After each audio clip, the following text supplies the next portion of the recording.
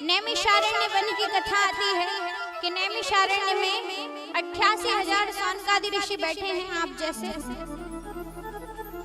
अपने आप को ऋषि मत समझ लेना। 88,000 सौनकादि ऋषि बैठे हैं जैसे आप सब बैठे, और सूत जी महाराज व्यास बन के बैठे। तो सूत जी महाराज से 88,000 सौनकादि ऋषि पूछते हैं, बोले महाराज जो सारी कथाओं का सार हो, इस संसार में जो सुख देने वाली हो, जो हमको इस कलयुग से निकालने वाली हो, क्योंकि कलयुग भयानक है, ऐसा कोई सार हमको सुनाइए। सूत जी कहने लगे, बोले नहीं नहीं, हमको कथा नहीं सुननी है।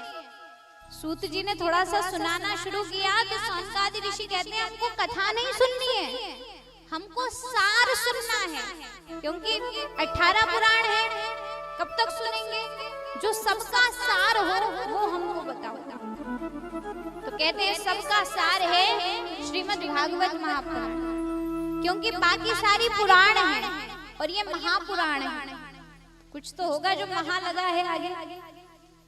तो बोले जो सबका सार हो वो हमको सुनाओ। बोले क्यों सुनना चाहते हो? तो यहाँ बहुत अच्छी बात कही गई कि यह घोरे कलो प्रायो जीवश्चासुरतां गता क्लेशान्वन्तस्य तस्यैव शोधने किं परायण। बोले कलयुग ना मुंह खोल के बैठा है सबको अपने अंदर लेने के लिए। तो इस कलयुग में जीव की जिससे मुक्ति हो जाए ऐसा कोई सार तत्व हमको सुनाइए। क्योंकि कलयुग में हर व्यक्ति डरता है, हर व्यक्ति मरने से डरता है, किसी को मरना नहीं है, बस रिश्ते बनाने हैं। दादाजी बना लो, काका जी बना लो, भैया जी बना लो, कोई बड़ा व्यक्ति दिखाने की तुरंत रिश्ता जोड़ दे, भले ही वो सामने वाला मुड़ के भी ना देखे। होता है ना, क्योंकि आजकल महाराज मन के प्रेम के रिश्ते नहीं बचे, आजकल तो पैसों के रिश्ते बचे। जिसकी जितनी मोटी जेब उससे उतना मोटा रिश्ता, उतना गहरा रिश्ता। पर महाराज एक बात ध्यान रखना कि ना तो ये रिश्ते नाते आपके काम आने वाले हैं, ना ये धन संपत्ति आपके काम आने वाली है। कमाओ धमाओ अच्छी बात है, मनुष्य जीवन लिया है, परिवार है तो कमाना तो पड़ेगा, कमाओ, लेकिन केवल कमाओ ही कमाओ मत, थोड़ा बहुत इधर उधर भी देखो। पैसों के अलावा भी दुनिया में बहुत सारी चीजें हैं। ये दुनिया बहुत सुंदर बनाई है भगवान ने। थोड़ी आंखें बड़ी करो और पैसों से नजरों को हटाकर थोड़ी दूसरी जगह लगा कर दे। क्यों? क्योंकि महाराज संस्कार अच्छे दोगे, शुरू से भगवान से जुड़े रहोगे तो आने वाली पीढ़ियां सुधरेगी। वरना तो हम देखते हैं, आपने भी देखा ही होगा कि ऐसे ऐसे बेटे बहू रहते हैं कि बहू ने सास की गर्दन पकड़ी है और घुटना रखा है ऊपर और मरोड़ रही है। ऐसे ऐसे भी रिश्ते हो गए। इससे ज्यादा और कलयुग का प्रभाव क्या देखोगे आप? इससे ज्यादा और क्या कलयुग जानना है आपको? जहाँ बेटा बाप का नहीं हो रहा, जहाँ बेटा बाप को गालियां दे रहा है, और इससे ज्यादा क्या प्रभाव देखोगे आप?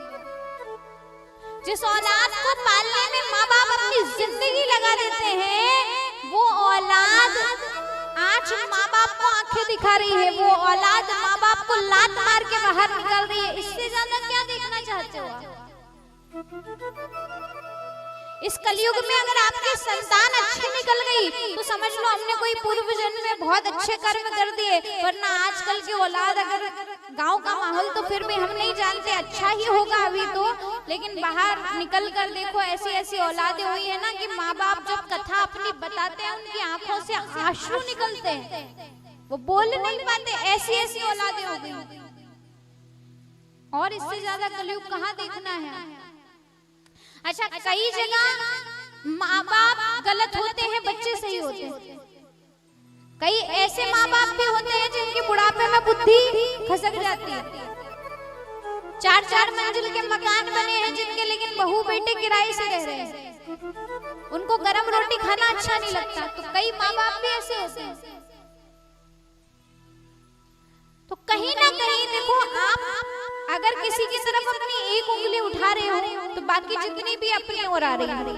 अगर आप अपने बेटे को गलत बोल रहे हो तो सोचो कि ये जो 3-4 है ये आपकी तरफ आ रही है, तो कहीं ना कहीं गलत आप भी हो। बाकी तो रिश्तों में मैं यही कहूंगी कि पल दो पल के रिश्ते हैं, पल दो पल के नाते हैं, पल दो पल के रिश्ते हैं, पल दो पल के नाते हैं, और पलकों के पर्दे गिरते ही, पलकों के पर्दे गिरते ही सब रिश्ते खत्म हो जाते हैं।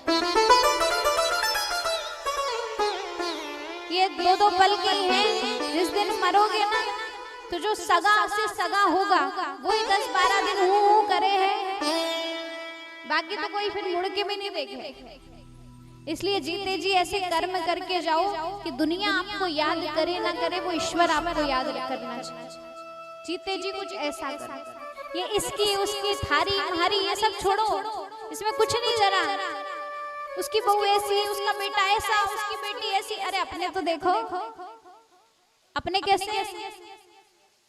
व्यक्ति जमाने में बुराइयां देख लेता है, खुद के अंदर नहीं झांकता। तो सबसे पहले तो मौत से डरना बंद करो, ऐसे कर्म करो कि कल के आते हुए आज भी आ जाए तो कोई डर नहीं, हमने अच्छे काम किए। अगर कोई आपको कहे ना कि तुझे तेरे कर्मों का फल मिलेगा,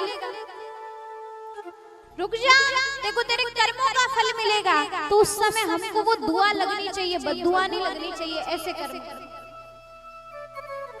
मैंने कोई बुरे कर्म किए ही नहीं है तो मिलेगा तो भी ठीक है, अच्छा ही मिलेगा, ऐसे कर्म।